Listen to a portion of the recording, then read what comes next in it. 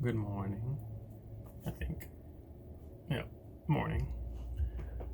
I am happy to be knocking this video out earlier today, especially after figuring out my storage issue in backing up photos and videos. Now I have a lot more storage space.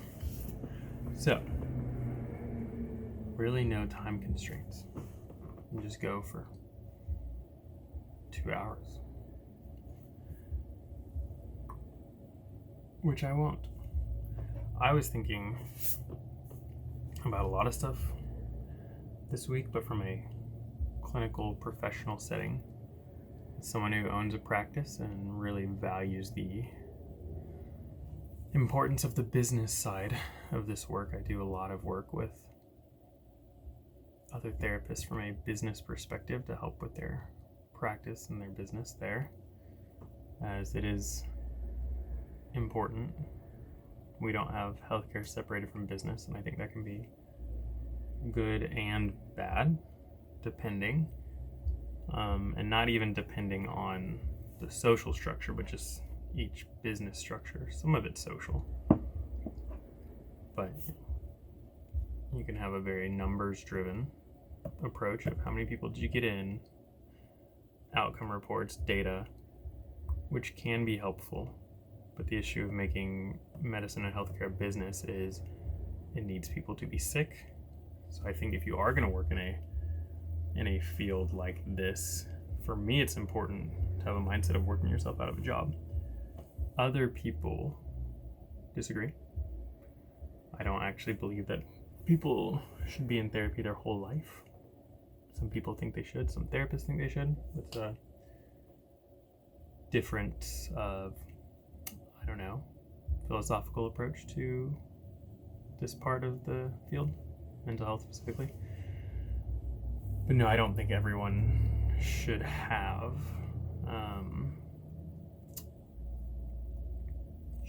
a therapist necessarily, or should have therapy. Although I don't think it's a bad idea to have someone that you know to go to.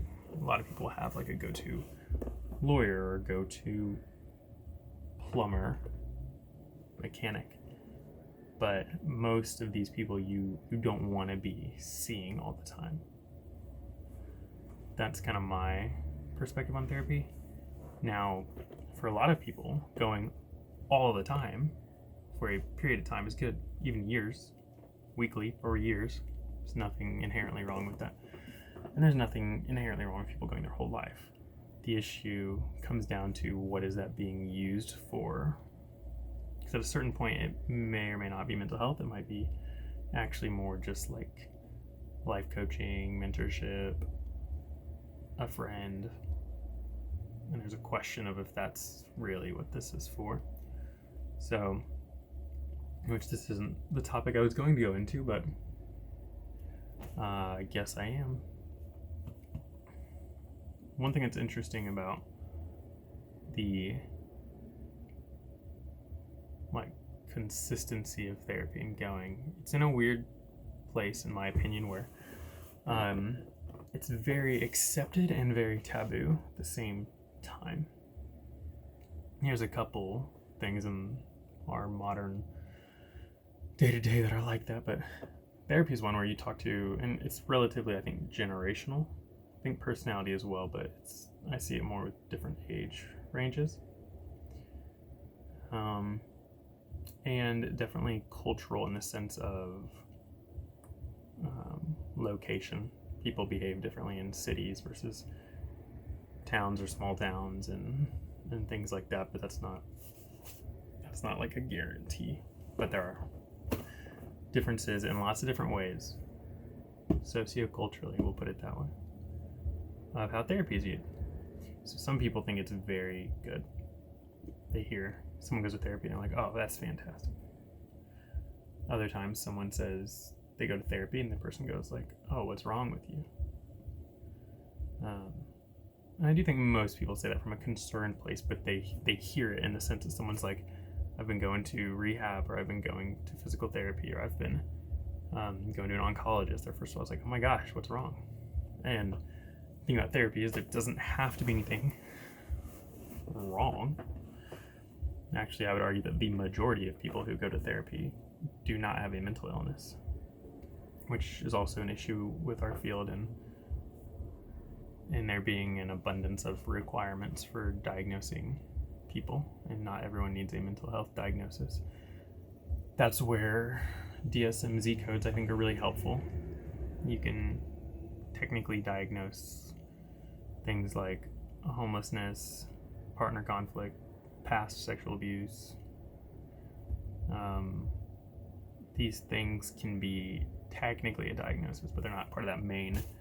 My DSM's in my backpack, but I have another one up there. That little sliver right there. That guy. It's a DSM-5. The updated one's over there. That is mostly like mental illness diagnosis, like generalized anxiety, major depressive disorder, schizophrenia, bipolar, personality disorders. Those are pretty debilitating mental illnesses. A lot of the other ones that I described, the Z codes, can be resolved circumstantially. These can't always be, ones in the book cannot always be resolved circumstantially. A lot of people will live with those their whole life. Some for sure can be, and I would argue a lot of those can be resolved or managed way better than a lot of people think they can. And there are different opinions in the field for how to navigate all of that, but I don't think people are just stuck having to live with debilitating diagnoses. A lot of them can see really good improvement with good therapy, with good life changes. That's a really, really big deal. Most people I've come across, whether clinically or personally, don't do a good amount of basic health related things, and that's sleeping well, it's eating well, exercising, social interaction, like spending time with people, separating work from home, having some sort of spiritual practice. All of these things are pretty clearly helpful for mental health. There's not really a debate on that, especially the first three: sleep, nutrition, exercise, and social interaction. Another really big one is actually empathy building.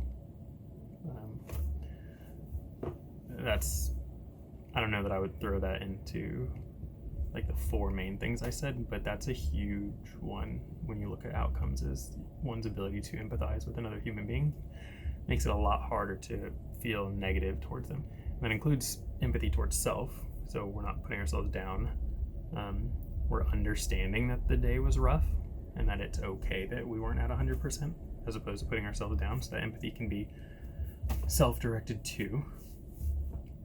But if most people did those first four things: sleep, eat well, exercise, positive, healthy social interaction, a better way to say that is have a good community of people, I think probably the amount of people going to therapy would be cut in half.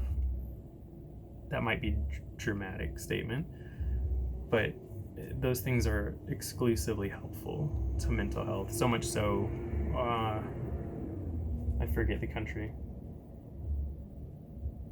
one of the Nordic ones, I think, made a recent change for depression, treating depression.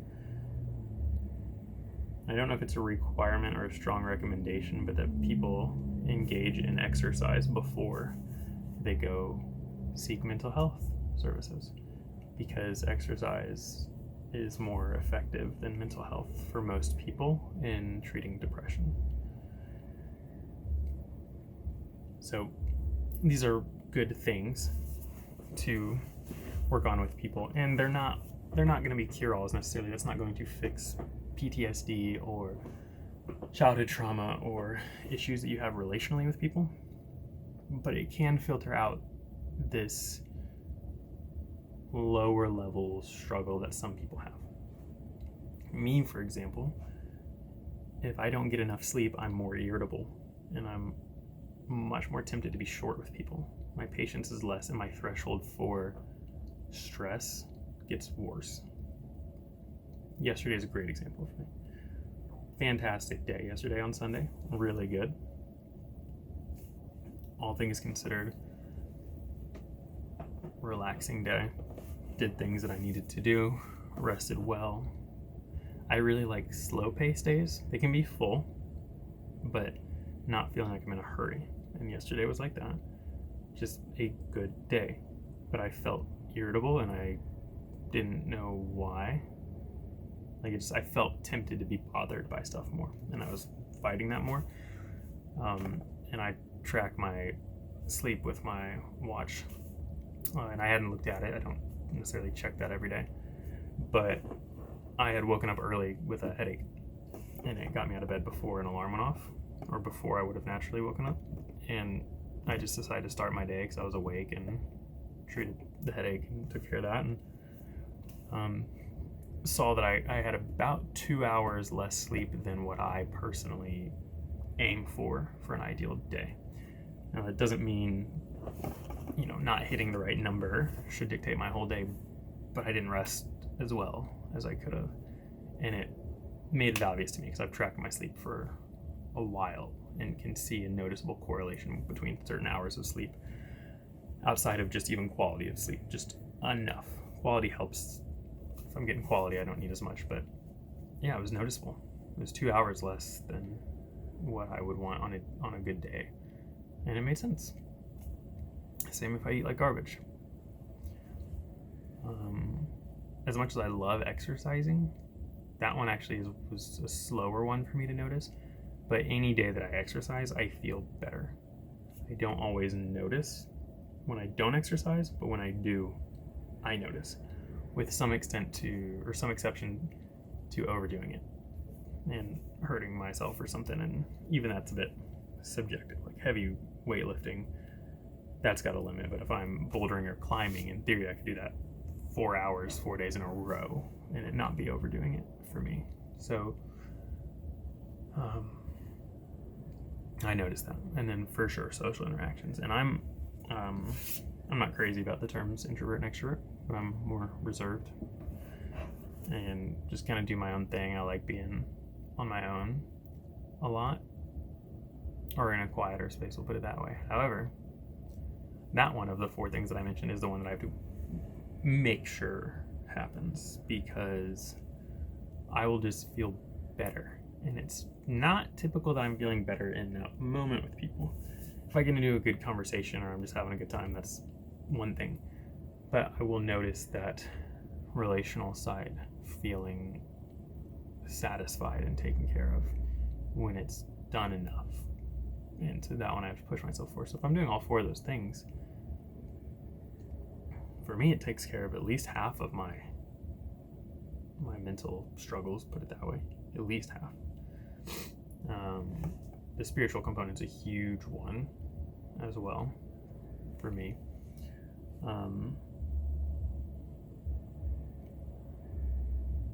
And then rest and work-life balance. That and the spiritual one I kind of put into a separate category with it outside of those first 4. But getting all those 6, that's pretty much going to take care of most of my issues there. And again, this won't cure things, but a lot of people have mental health struggles that are created through environmental context, we'll put it that way. So it's not always their fault. Like kids are a good example. That's the parent's job to make sure that they're eating well and that they're exercising and that they're getting they can't force their kid to get good sleep, having bedtimes, getting off their screens before bed, not letting them have those in the bedroom, keeping them to a somewhat schedule. It doesn't have to be super rigid in my opinion.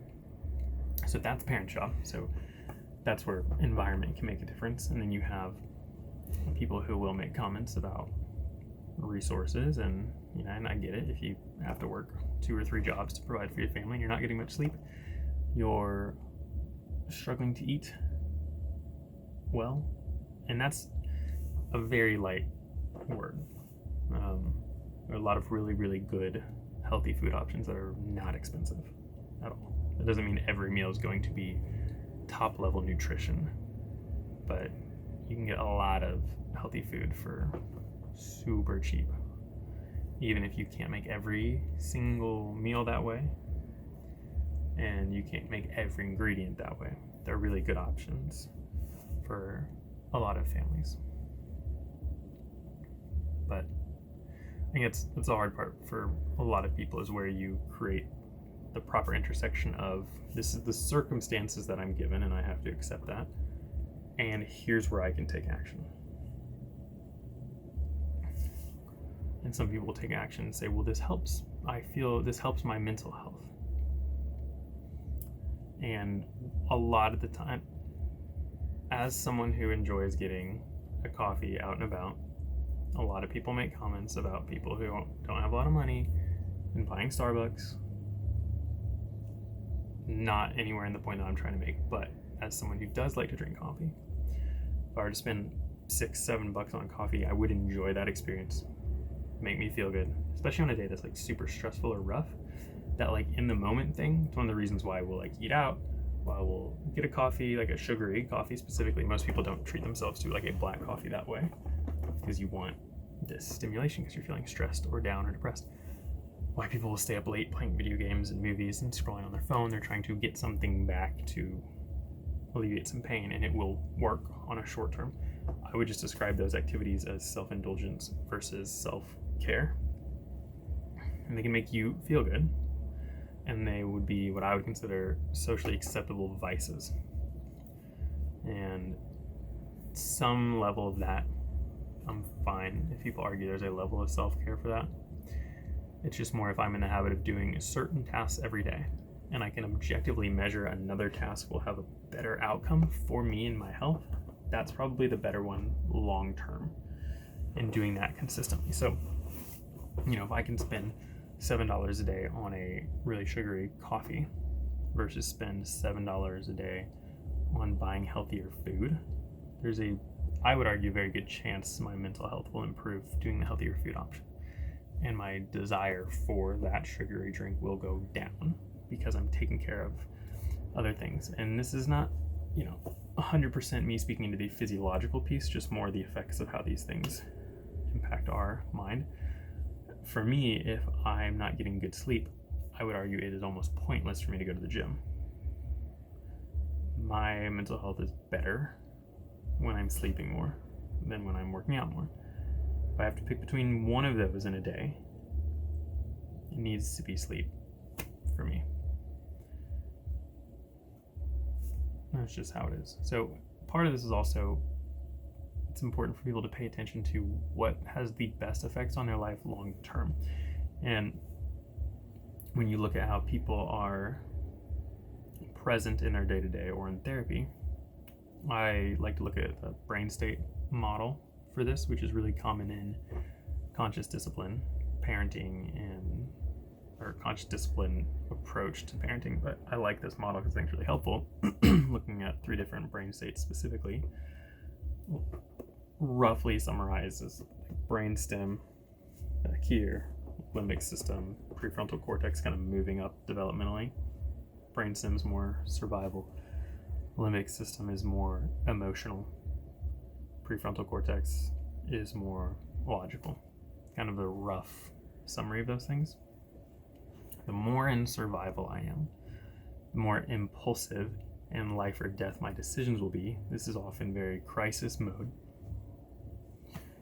So this is where a lot of people, when they don't feel like their resources are going far, or like a lot of people will talk about how they can hold down a job just fine, and they can work normal hours and they still can't pay rent. That can feel very defeating, to say the least. And that's where people will get this, what's the point? It's not quite a survival state, but it's this feeling of like, it doesn't matter. And so I'm gonna do this thing that feels good instead. It's harder to be more looking at the future because we don't trust the future is going to be present or obtainable. And so if we're in a survival or crisis state, domestic violence would count is that you're not going to be making the same type of decisions as you would if you're in an emotional state or a logical state. And this is where I would argue typically it's from like an in your home, generally speaking, in a therapy office, that crisis state is not helpful. It can be very helpful if someone breaks into your home and tries to attack your family and you go into survival mode and attack them. It makes perfect sense. If you get mugged on the street, if you're defending yourself, if you have to be in a situation where it makes clear sense, survival, go into that mode. There are healthy uses for that. But on a typical day-to-day, it's not very helpful. The emotional can be. It can be hard to make good decisions in that state, but it can be very informative of where our emotional state and sensitivities are. And again, these things can be influenced by habits. Many of them are environment, but a lot of them can be what we're eating, how much sleep we're getting, exercise, everything I just said. So there's a lot of integration between these things, and this is why I think not as many people who come to therapy need therapy. That's not the need. It is solving a different problem, and it might end up creating help. Not a lot of people need it, and if you can do those things and you are still struggling, maintaining those things is always helpful. You can overdo all of it to a point of not helpful, but maintaining them is helpful while working on other stuff. If you're maintaining that while working on trauma, it's going to be more than likely easier to work through that trauma. If you're maintaining that while trying to navigate what your life looks like with borderline personality disorder, it'll be easier. It will help your anxiety. It will help your depression.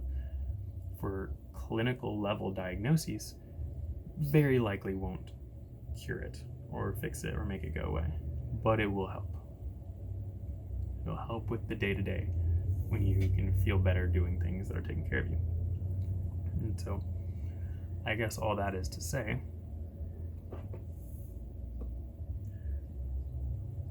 a lot of therapy from my perspective is working myself out of a job. This is where check-ins can be helpful. Is this still useful? Here's what our original goal was. We've met that goal, and now we've seen, okay, like you wanted to have a better relationship at work. Well, now we're learning that you've done a good job at that, but your boss represents your mom, who was not great. And now, okay, you've learned how to navigate work, but that interaction with your boss is going to feel tough because of that. Do you want to work on issues that you're still holding with your mom? So therapy might continue. That first part might have taken 6 months potentially, and this next part might take 2 years potentially to work through. And it might seem like you're in therapy for 2.5 years. You are, but you're not doing the same thing. And I think that's important to pay attention to as well. So just because someone's in therapy for a period of time, it doesn't mean that they haven't worked through the thing that they came there for. It might have just helped clear up another thing that needs worked on, or someone might be in a refinement and growth period where they're like, I wouldn't describe my life as being very problematic, but since working through all that, I learned that I never built any useful skills to get me continuing through life well. So I'm not really hurting myself anymore. I'm not struggling a lot with other people, but I also don't necessarily know how to engage positively with people in a productive way. I may be still struggling with some of my habits. Everything I need done is getting done, but I'd like to do better at this. And then you get more into that kind of behavioral side of work, and that can be a separate stage. And then I think it's also fine for people to have therapists that they check into from time to time. But any therapy that's strictly ongoing for a very long time, and I'm using that language instead of a date because it's subjective, it's worth reflecting on what we're doing, what the process is, because there's a role that therapists play and there's a role that healthcare providers play in each of their fields. And so we're not necessarily meant to play an ongoing role for everyone, would be my mindset there. And some people, I think one of the biggest things that keeps a lot of people in therapy, I don't know how many, but a lot, is people who really struggle with relationships. And they're doing well with everything else, but the therapist is the best and healthiest relationship they have, and they've hopefully learned good boundaries by how that therapist has held boundaries, and They have felt seen and heard and respected. But there's a limit to that. Even if you come see me every day, that's still such a small fraction of your day-to-day. And so, a lot of people will use that as that's their relational interaction. It does not substitute the impact of a good community around you, because I can't come help you move. I'm not going to go get coffee with you. There are some emergencies that I'm not allowed to engage with. There are things that I just can't do, and that therapists can't do and aren't supposed to do. So there's a limitation to that. And that's where it's important to have a community of people that you can trust, and ideally at the same time you are teaching them that you're trustworthy. That is one thing that people get wrong about a healthy community, is they only take. They only ask for help. They only ask for things on their time. They only allow people to come to them. There needs to be a reciprocation for that to be a nurturing relationship, and that can ebb and flow a little bit. A struggling single parent might need more than a couple in their 50s that made a lot of money and retired early and don't work. They might have a lot more availability to do stuff. So this is subjective. Relationships generally aren't 50-50 even like that. That's not typically how they work. But a level of healthy give and take, an appropriate amount, is what builds good community, is showing up. And for sure, people will at times take more than they need, or take more than they're giving even is probably better. They might need it. And there are going to be times where we aren't seen for what we are given. But again, this is where healthy community makes sense. You should be able to bring that up to people. Say, I'm working my butt off, and I'm not entitled to getting stuff back, but I feel like I'm being missed or ignored or not seen, and I'm struggling with that. It's hard to find really healthy communities, and people struggle with that in work, and they struggle with it in religious circles and in athletic circles and things like that, all these common community places. But that's an important dynamic. People you connect to, people who expect you, people who notice when you're not there. I think that's a big part. If you were to skip your book club this week and no one wonders where you are, I would have an issue with that, because if I'm always there and I miss 1 week and no one checked in on me, that's kind of odd. And that's just showing that people care and that they notice when you're not around.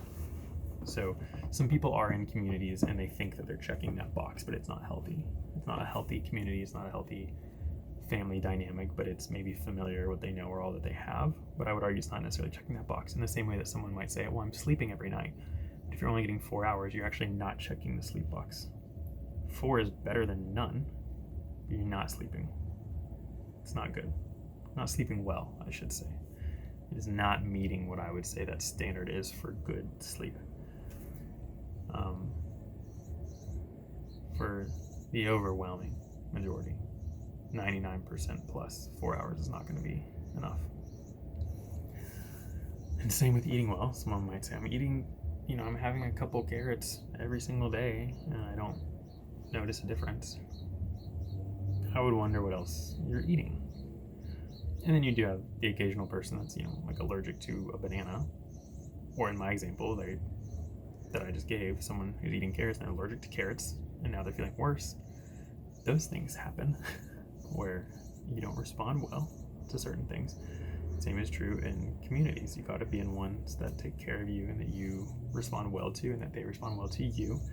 And there will always be some push and pull, even places that promote themselves as zero conflict. Every person is different. No two people believe in the exact same things, have the exact same views on everything. There will be some level of conflict, and being able to healthfully approach that is important. It doesn't mean blow up fights. Conflict is not necessarily a negative term. It is just a little bit of push and pull. It can literally be as small as, I want to go to Chipotle and they want to go to McDonald's. If I really don't want to go to McDonald's, am I going to just go ahead and go, or am I going to try to get people to go to Chipotle? That seems really basic, but that would count as a level of conflict, which can get more into semantics. You might just say that's a little bit of a difference of desire, whatever. But if it's causing the group to not know where to go eat, now it's a thing that needs figured out and solved. And that might be you all go there, you all go there, we'll bring the food and go to the park, whatever. But it is now a mini dilemma to deal with. That's small scale, and then other things can eat. I don't think I have to tell most people how bad conflicts in communities can get. So I think the core of everything, it's just if you're in a helping field, the question is, how can I help?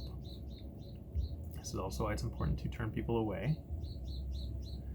Someone wants to work with me, but it's not within my wheelhouse. I can't help well. I'm not going to do a good job.